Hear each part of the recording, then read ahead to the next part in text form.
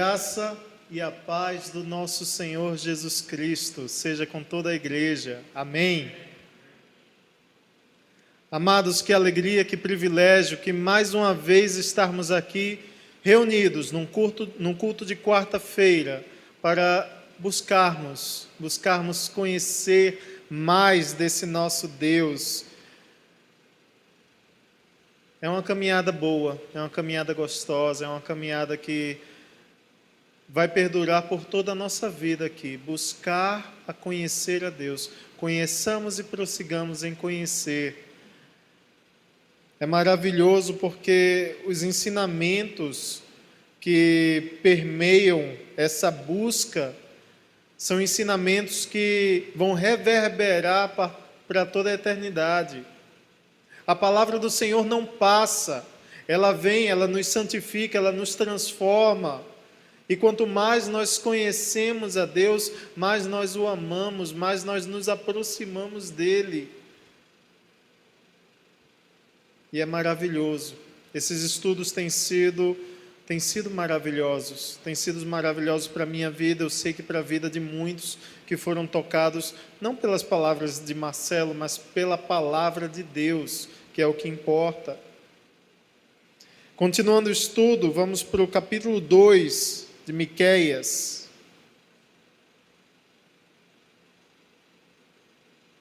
Miqueias, capítulo 2.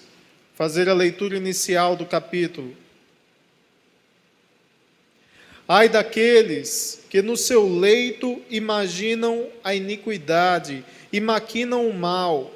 À luz da alva o praticam, porque o poder está em suas mãos. Se cobiçam campos, os arrebatam. Se casas, as tomam. Assim, fazem violência a um homem e a sua casa, a uma pessoa e a sua herança. Portanto, assim diz o Senhor: eis que projeto mal contra esta família, do qual não tirareis a vossa cerviz, e não andareis altivamente, porque o tempo será mau.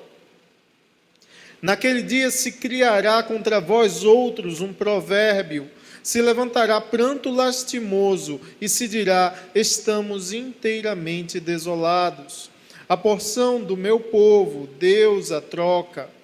Como me despoja, reparte os nossos campos aos rebeldes. Portanto, não terás na congregação do Senhor quem, pela sorte, lançando o cordel, meça as possessões. Não babujeis, dizem eles, não babujeis tais coisas, porque a desgraça não cairá sobre nós. Tais coisas anunciadas não alcançarão a casa de Jacó. Está irritado o Espírito do Senhor? São estas as suas obras? Sim, as minhas palavras fazem o bem ao que anda retamente. Mas há pouco se levantou o meu povo como inimigo. Além da roupa, roubais a capa àqueles que passam seguros, sem pensar em guerra. Lançais fora as mulheres de meu povo do seu lar querido. Dos filhinhos delas tirais a minha glória para sempre. Levantai-vos e ide-vos embora, porque não é lugar aqui de descanso. Ide-vos por causa da imundícia que destrói, sim, que destrói dolorosamente. Se houver alguém que, seguindo o vento da falsidade, mentindo, diga: eu te profetizarei do vinho e da bebida forte, será este tal o profeta deste povo. Certamente te ajuntarei todo, ó Jacó, certamente congregarei o restante de Israel, pô-los-ei todos juntos, como ovelhas no aprisco, como rebanho no meio do pasto.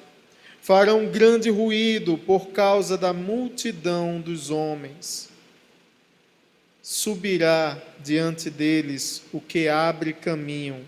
Eles romperão, entrarão pela porta e sairão por ela. e o seu rei irá diante deles. Sim, o Senhor à sua frente. Amém. Glória a Deus. Amados, o pecado da idolatria talvez seja, da maneira como eu vejo, é o pecado mais frequentemente relatado na Bíblia. É um dos mais perniciosos e talvez o mais comum de todos os pecados. Toda a história do reino de Israel é marcada pelo pecado da idolatria. O homem tem uma inclinação maligna a tentar preencher seu coração com coisas vãs e enganosas. Pela falta de fé que vem da falta de conhecimento, e esse é um aspecto importantíssimo. Quanto mais conhecimento de Deus, quanto mais você o buscar, mais será aumentada a sua fé. Consequentemente, a falta de conhecimento de Deus produz a falta de fé. Os homens buscam aquilo sobre a qual eles acham ter algum controle. Seu trabalho, sua inteligência, suas posses. Coisas que para os homens significam poder. E nessas coisas, eles colocam sua crença de vida, seu engajamento, sua dedicação de vida. Assim se faz a idolatria, no desviar de Deus o coração do homem, onde está a sua crença de vida. Confiar nesse poder do mundo, em sua essência, é uma forma de idolatria. E os homens com poder frequentemente o exercem com corrupção, com desonestidade, com desprezo pela vida do próximo.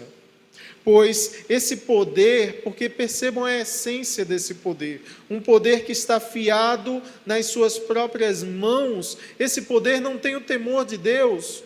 A habilidade, a capacidade, a inteligência, as posses, tudo não está fiado, não está confiado no temor ao Senhor. Consequentemente, gera-se o desprezo pelo próximo. Não é um poder nem pautado, nem que considera o temor do Senhor. Miqueias, no capítulo 2, ele traz duas promessas importantíssimas a respeito desse assunto.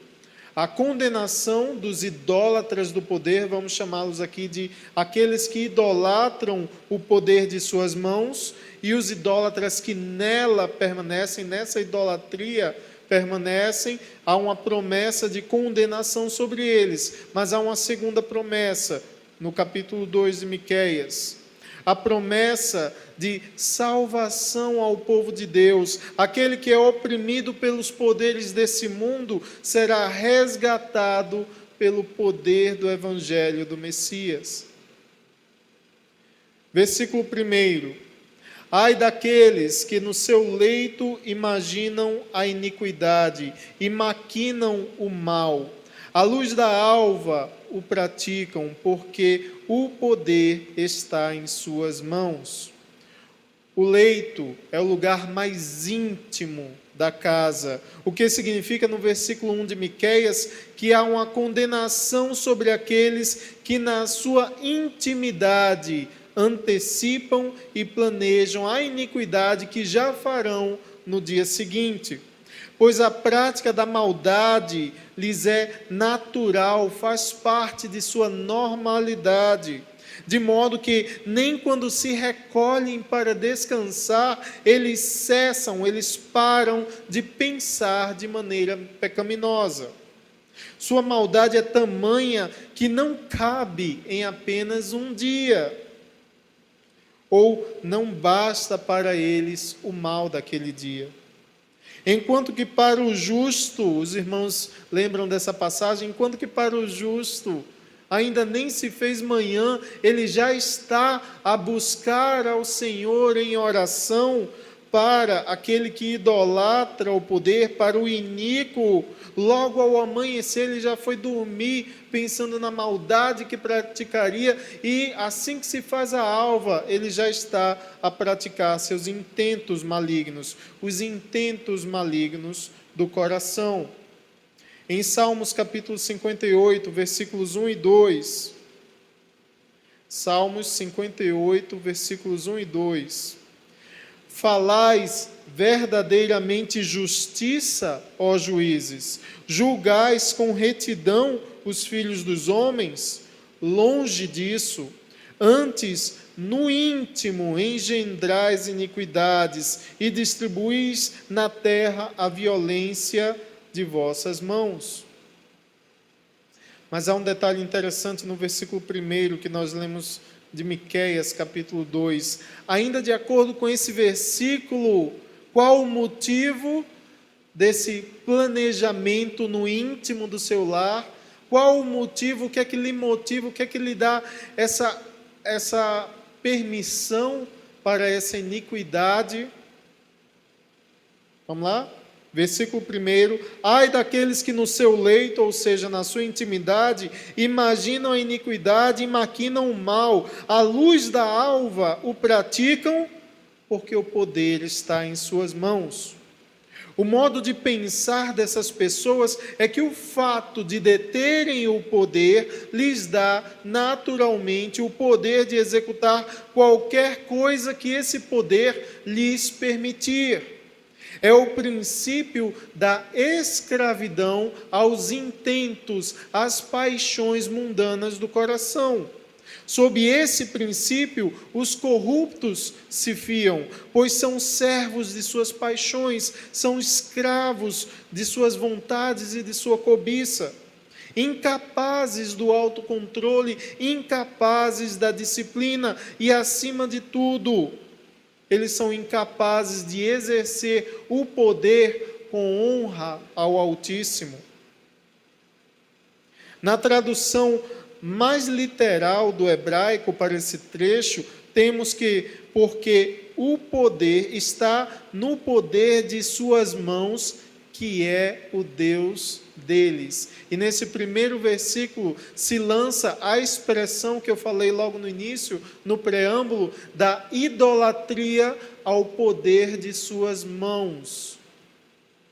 Praticam a maldade, imaginam a maldade, já planejam a maldade, porque eles têm poder para isso. E eles idolatram o poder de suas mãos, é o que lhes dá a permissão para cometer esse mal. Recomendando contra o uso indevido do poder, temos em Provérbios. Provérbios capítulo 3, versículos 27 ao 29. Não te furtes a fazer o bem a quem de direito, estando na tua mão o poder de fazê-lo. Não digas ao teu próximo, vai e volta amanhã, então te darei, se o tens agora contigo. Não maquines o mal contra o teu próximo, pois habita junto de ti confiadamente. Se você tem o poder, é para fazer o bem. É um poder que é submisso, é um poder outorgado por Deus, é um poder para a honra e glória do nosso Deus.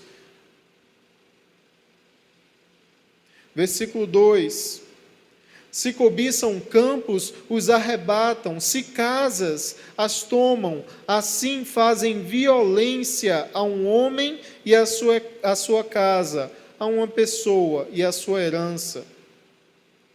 No versículo 2, nós temos a denúncia da severidade do pecado da cobiça, pois trata-se como violência que começa na mente, no cobiçar, e se realiza na prática, no arrebatar do campo e no tomar da casa.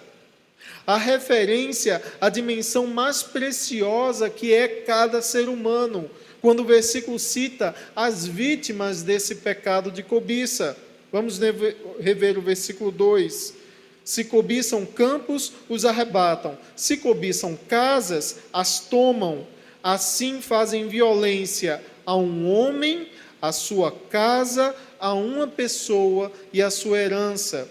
Quando o versículo cita essas vítimas do pecado, ele está referenciando violência a um homem e a sua casa, e por sua casa você entenda a sua família, a uma pessoa, ser humano, que carrega em si imagem e semelhança de Deus, o seu próximo, e por fim, a sua herança, tanto seus ascendentes como seus descendentes, ou seja, toda uma história de vida, cada pessoa é uma história de vida.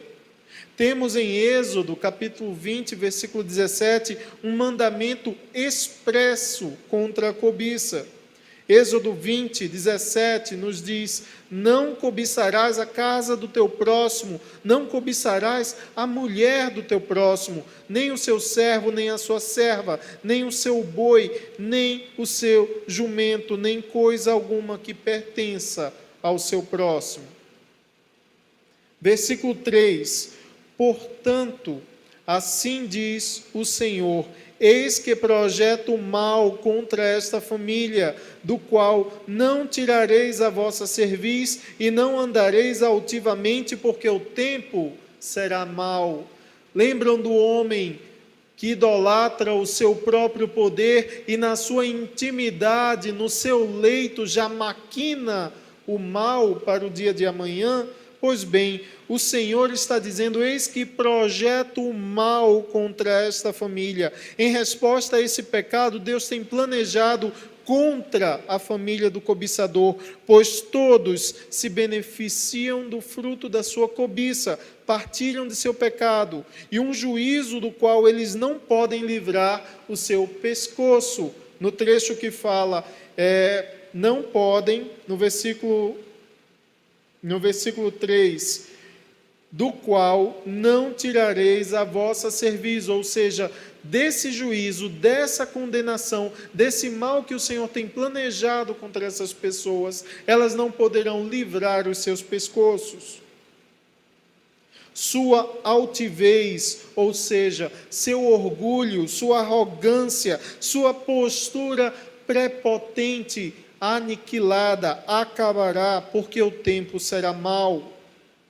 Versículo 4: naquele dia se criará contra vós outros um provérbio, se levantará pranto lastimoso, e se dirá: estamos inteiramente desolados. A porção do meu povo Deus a troca, como me despoja, reparte os nossos campos aos rebeldes.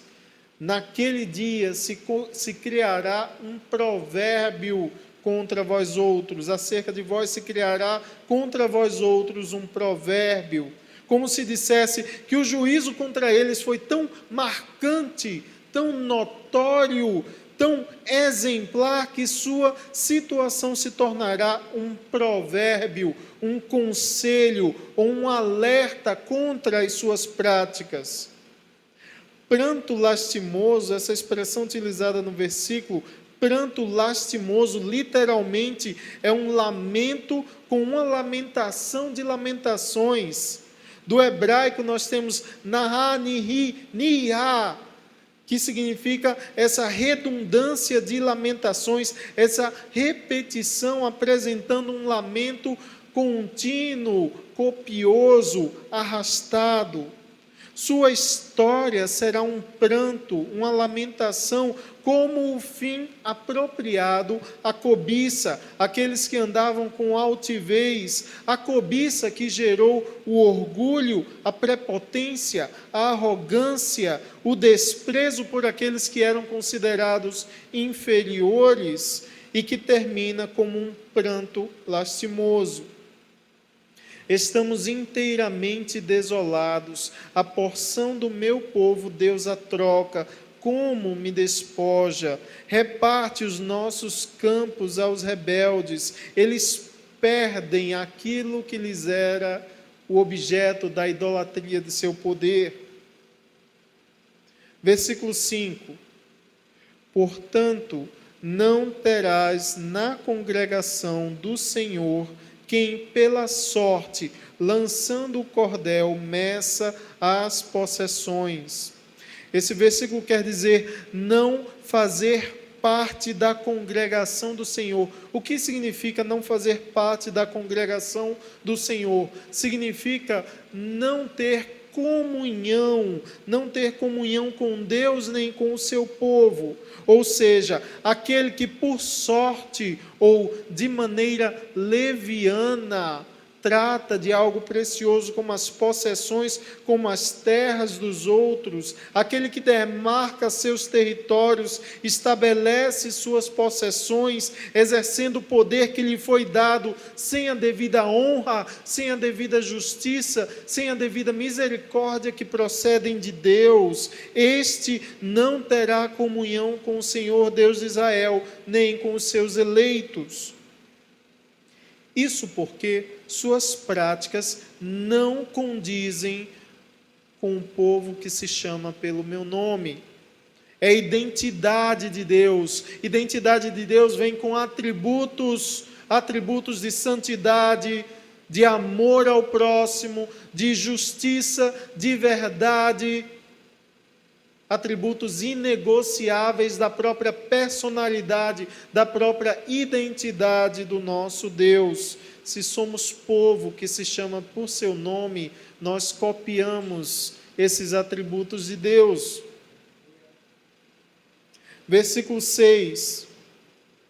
Não babujeis, dizem eles, não babujeis tais coisas, porque a desgraça não cairá sobre nós. A versão Almeida Revista e Atualizada utiliza o verbo babujar, eu não conhecia esse verbo, que significa, de maneira figurativa, tratar sem o devido respeito. Provavelmente, Miqueias aqui estava sofrendo algum tipo de repreensão ao dirigir palavras de juízo contra pessoas que se julgavam mais importantes do que as outras. O versículo 6 demonstra o desprezo de tais pessoas têm, o desprezo que essas pessoas têm pela palavra de exortação.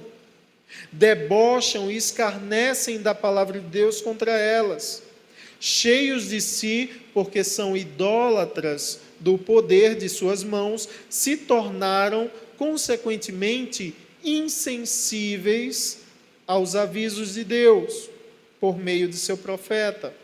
Certos, com a certeza ímpia de que nenhum mal chegaria a eles. No lugar do temor ao Senhor, estava em seus corações a adoração ao poder de suas mãos, seu falso Deus. E eu peço um pouquinho mais de atenção nesse ponto. Muitas vezes já foi falado aqui, eu gosto sempre de frisar,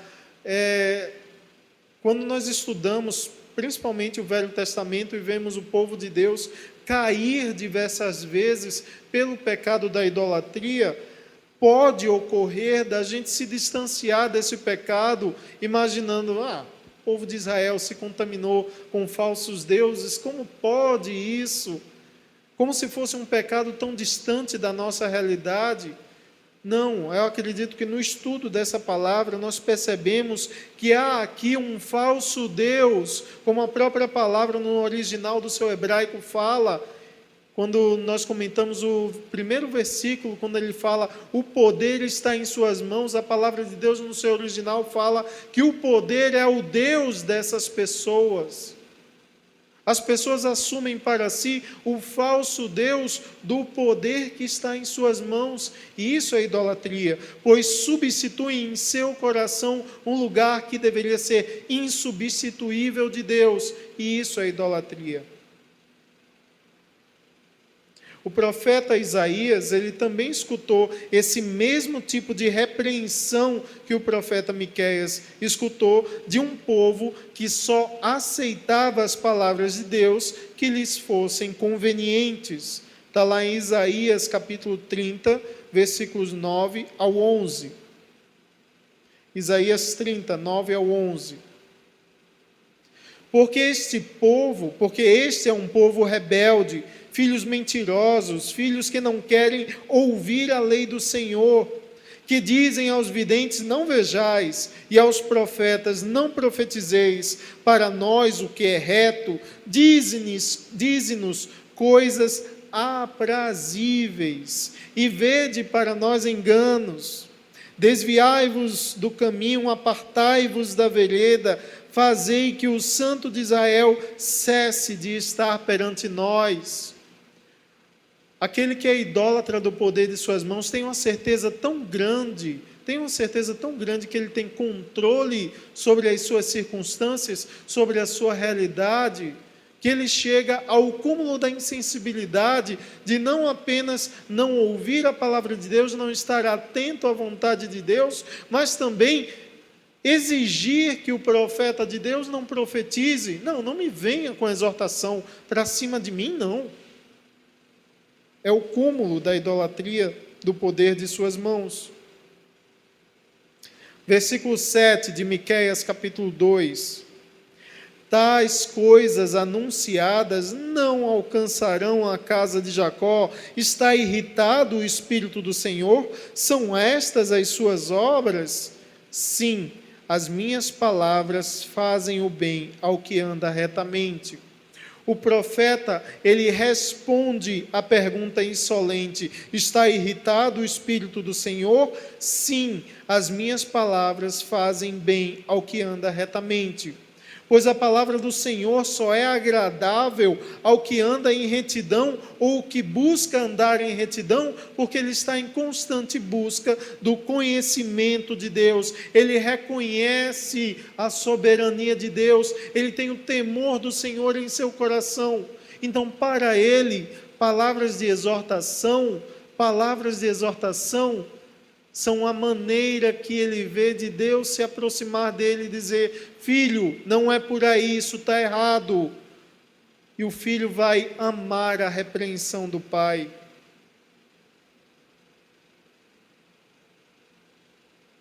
Versículo 8. Mas há pouco se levantou o meu povo como inimigo, além da roupa, roubais a capa, aqueles que passam seguros sem pensar em guerra. O profeta fala da contradição do seu próprio povo se destacar, se levantar como inimigo, como ladrões que tiram tudo dos mais frágeis, que não esperam esse tipo de ataque. O povo se levanta como inimigo porque não é condizente com o povo de Deus, características como desonestidade, corrupção e cobiça. Versículo 9: lançais fora as mulheres do meu povo, do seu lar querido, dos filhinhos delas, tirais a minha glória para sempre. Continuando, um povo que expulsa mulheres de seus lares e que toma de seus filhos a glória, não tem identidade com Deus, porque não praticam a sua justiça, não praticam o seu amor, não praticam a sua verdade, não praticam a sua misericórdia. Entenda-se por essas mulheres, as viúvas e seus filhos, que são protegidos por força de lei divina. São rebeldes e agem como inimigos porque transgridem a lei do Senhor nesse aspecto. Assim, o crime de Israel não foi meramente roubo, mas um crime de sacrilégio. Em Salmos, capítulo 68, versículo 5, Deus se identifica como pai de órfãos e defensor, ou seja, juiz de viúvas. Literalmente, Salmo 68, versículo 5, ele se identifica: pai de órfãos e juiz de viúvas é Deus, no seu lugar santo. Deuteronômio capítulo 10, versículos 17 e 18: pois o Senhor vosso Deus é o Deus dos deuses e o Senhor dos senhores, o Deus grande, poderoso e terrível, que não faz acepção de pessoas, nem aceita recompensas, que faz justiça ao órfão e à viúva e ama o estrangeiro, dando-lhe pão e roupa. Eu acho encantador, eu acho maravilhoso que na lei de Deus ele estabeleça cláusulas especiais para proteger os mais frágeis da sociedade. Nós temos aqui uma inspiração que foi inspiração para as nossas próprias leis, para a nossa própria Constituição secular. Leis de proteção dos mais frágeis, dos marginalizados. Isso é inspiração divina. Porque na própria lei de Deus, ele cria leis para proteger as viúvas, os órfãos e os estrangeiros. Versículo 10. Levantai-vos e ide-vos embora, porque não há lugar aqui de descanso. Ide-vos por causa da imundícia que destrói, sim, que destrói dolorosamente, desterro, exílio, banimento. Levantai-vos e ide-vos embora, porque não há lugar na terra da bênção do Senhor para pessoas assim. Esse era o castigo reservado para aqueles que com injustiça, com desonestidade, com cobiça, ou seja, resumindo, com falta de temor ao Senhor e idolatria ao poder de suas mãos, haviam posto na rua os pobres e os vulneráveis da sociedade. Essas ações foram imundícia diante de Deus, é algo repugnante, algo que nosso Deus considera repugnante. A falta de misericórdia, a falta de verdade no exercício do poder, de santidade, isso é repugnante para Deus. Terra de repouso é terra em que o Senhor habita no meio do seu povo. Essa era a promessa que havia na terra prometida, que seria a terra de descanso após anos de peregrinação no deserto, a terra de descanso onde Deus habitaria no meio do seu povo. O povo de Deus, ele guarda seus mandamentos, ele zela pela aliança que há com seu Deus. Salmo 132, versículos 12 ao 14. Se os teus filhos guardarem a minha aliança e os meus testemunhos, que eu lhes hei de ensinar, também os seus filhos se assentarão perpetuamente no seu trono, porque o Senhor escolheu a Sião, desejou-a para a sua habitação, dizendo: este é o meu repouso para sempre, aqui habitarei, pois o desejei. Deus habitará na terra de seu povo, mas para ele estar lá habitando, o lugar tem que ser santo, tem que ser santificado. Ele não vai coexistir, ele não vai habitar junto à desonestidade, junto à falta de misericórdia, junto à corrupção. Ele não vai compartilhar lugar de repouso, ele não vai ter comunhão com pessoas que assim o fazem. Versículo 11. Se houver alguém que, seguindo o vento da falsidade, mentindo, diga: eu te profetizarei do vinho e da bebida forte, será este tal o profeta deste povo. Esse versículo é uma crítica bastante pontual aos falsos profetas. Aliás, falsos profetas porque servem falsos deuses, falsos ensinamentos, que não seguem o espírito da verdade, mas seguem um vento de falsidade, uma inspiração enganosa e mentirosa para prometer prosperidade e prazeres mundanos, simbolizados aqui como vinho e bebida forte. Aliás, muito precisa essa analogia do vinho e da bebida forte, porque o vinho e a bebida forte entorpecem, anestesiam, deixam os ouvidos insensíveis. Esses falsos pregadores dizem o que os ouvidos querem ouvir, exaltam as pessoas e elevam seus ânimos, alimentam de elogio quem já está tão cheio de si mesmo. É justamente esse tipo de pregação dos acomodados em suas riquezas e poderes. Vale aqui um aviso importantíssimo: desconfiem se há muito tempo ouvem pregações que não os incomodam. Façam sempre essa autoanálise: ou estamos insensíveis à voz de Deus, ou só ouvimos aquilo que nos convém, ou o pastor não está fazendo o seu trabalho direito, o trabalho que Deus lhe incumbiu. Um pastor que só prega bênçãos, prosperidade, ou teremos o pastor que queremos, ou teremos o pastor que precisamos para exortar contra os nossos pecados. Guardem muito bem isso, guardem muito bem isso. Ou teremos o pastor, o pregador, o profeta que nós queremos para massagear o nosso ego, para nos levantar o astral, para alisar os nossos pecados, e a pregação se torna muito cômoda, muito satisfatória. Ou teremos o pastor de que precisamos, que irá exortar contra os nossos pecados. Pregação boa é aquela pregação que vem do Senhor, que vai direto na ferida e nos incomoda e nos faz perceber que tem algo errado, que precisa ser corrigido. Ah, não, essa pregação não é para mim. Não, essa pregação é para você sim, é para mim, é para você, é para todos nós que nos identificamos como povo de Deus, pois em cada mensagem, em cada palavra, há algo a ser aprendido, há algo que precisa ser transformado em nossos corações.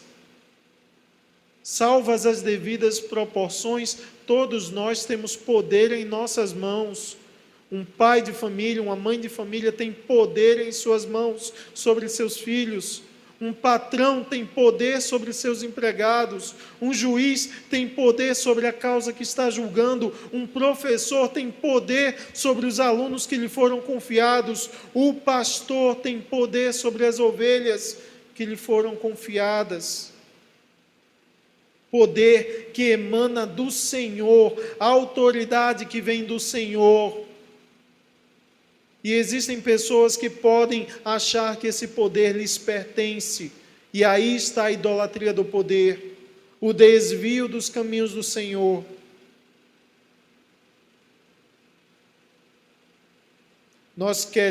O que nós queremos? Um pastor que alise ou um pastor que corrija, que nos ajude no processo de santificação? Versículo 12: certamente te ajuntarei todo, ó Jacó, certamente congregarei o restante de Israel, pô-los-ei todos juntos como ovelhas no aprisco, como rebanho no meio do seu pasto, farão grande ruído por causa da multidão dos homens. A segunda promessa. Vimos a promessa de condenação contra aqueles que idolatram o poder de suas mãos, aqueles que exercem esse poder, aqueles que planejam e exercem esse poder com desonestidade, com impiedade, com injustiça, com corrupção, e vemos condenação para eles. Vemos inclusive falsos profetas, falsos pregadores que dizem aquilo que os idólatras querem ouvir, e agora nós vemos a promessa de salvação, de resgate, para aqueles que se fixarem, que confiarem, que seguirem o pastor verdadeiro, o bom pastor. Deus garante ao seu povo que Jacó, o remanescente fiel de Israel, receberá o pastor que precisam. Não o pastor que querem, não o pastor que idealizam, o pastor que precisam. Sob a forma de ovelhas, onde não há idolatria do poder de nossas mãos, mas um reconhecimento de nossa simplicidade, de nossa dependência ao Senhor nosso Deus, o nosso bom pastor, que nos ajuntará, nos congregará, nos recolherá ao seu aprisco e nos guiará para o pasto. Faremos barulho porque somos muitos. Isaías capítulo 10, versículos 20 e 22. E acontecerá naquele dia que os restantes de Israel e os que tiverem escapado da casa de Jacó nunca mais se estribarão sobre aquele que os feriu, antes estribar-se-ão verdadeiramente sobre o Senhor, o Santo de Israel. Os restantes se converterão ao Deus forte, sim, os restantes de Jacó, porque ainda que o teu povo, ó Israel, seja como a areia do mar, só um remanescente dele se converterá. Uma destruição está determinada, transbordando em justiça. Versículo 13. Subirá diante deles o que abre caminho, eles romperão, entrarão pela porta e sairão por ela.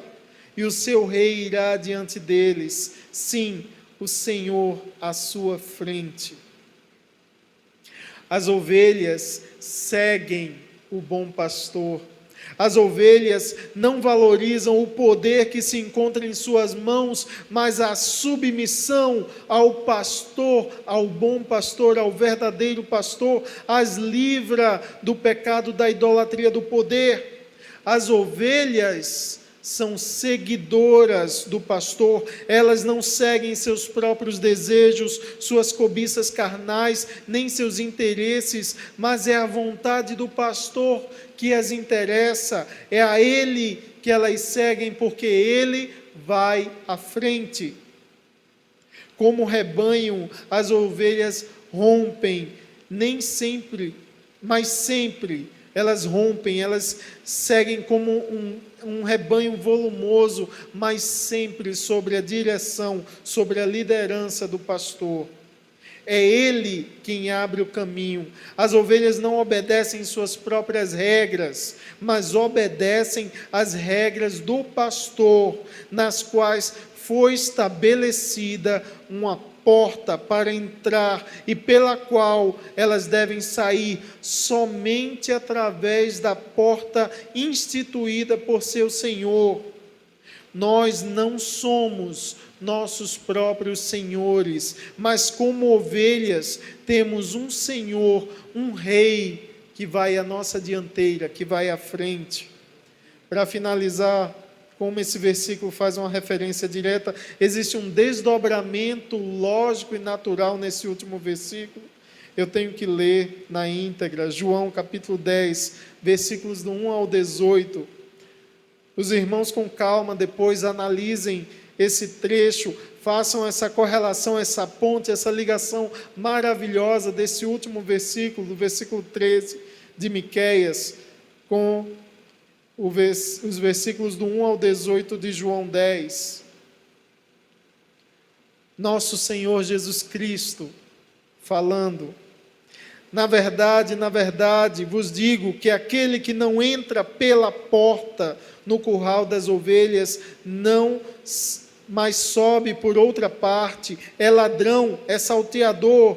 Aquele, porém, que entra pela porta é o pastor das ovelhas. A este o porteiro abre, e as ovelhas ouvem a sua voz, e chama pelo nome as suas ovelhas, e as traz para fora. E quando tira para fora as suas ovelhas, vai adiante delas, e as ovelhas o seguem, porque conhecem a sua voz. Mas de modo nenhum seguirão o estranho, antes fugirão dele, porque não conhecem a voz dos estranhos. Jesus disse-lhes esta parábola, mas eles não entenderam o que era que lhes dizia. Tornou, pois, Jesus a dizer-lhes: em verdade vos digo, eu sou a porta das ovelhas. Todos quantos vieram antes de mim são ladrões e salteadores, mas as ovelhas não os ouviram. Eu sou a porta, se alguém entrar por mim, salvar-se-á, e entrará e sairá e achará pastagens. O ladrão não vem senão para roubar, matar e destruir. Eu vim para que tenham vida e vida em abundância. Eu sou o bom pastor dá a sua vida pelas ovelhas. Mas o mercenário e o que não é pastor, de quem não são as ovelhas, vê vir o lobo e deixa as ovelhas e foge, e o lobo as arrebata e dispersa as ovelhas. Ora, o mercenário foge porque é mercenário, não tem cuidado com as ovelhas. Eu sou o bom pastor e conheço as minhas ovelhas, e das minhas sou conhecido. Assim como o Pai me conhece a mim, também eu conheço o Pai, e dou a minha vida pelas ovelhas.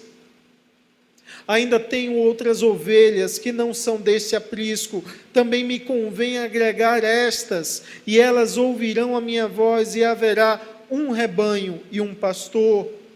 Por isso o Pai me ama, porque dou a minha vida para tornar a tomá-la. Ninguém me tira de mim, mas eu de mim mesmo a dou. Tenho poder para dar e poder para tornar a tomá-la. Este mandamento recebi de meu Pai.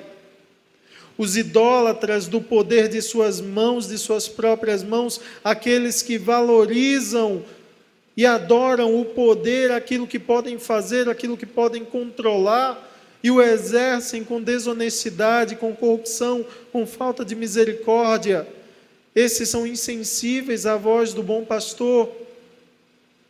Jesus é o nosso Rei que vai à frente, Ele também é a nossa porta por onde entramos e por onde saímos. Através dEle, nós temos acesso ao aprisco e ao pasto. Graças a Deus por essas palavras. Amados, meditem sobre essa palavra, estudem, pratiquem, se permitam serem transformados em todos nós ao exercício do poder. Mas nós podemos nos comportar como os idólatras do poder de nossas mãos, ou podemos nos comportar como ovelhas que sabem que estão submissas ao pastor, ao Deus verdadeiro, ao nosso Senhor Jesus Cristo. Amém.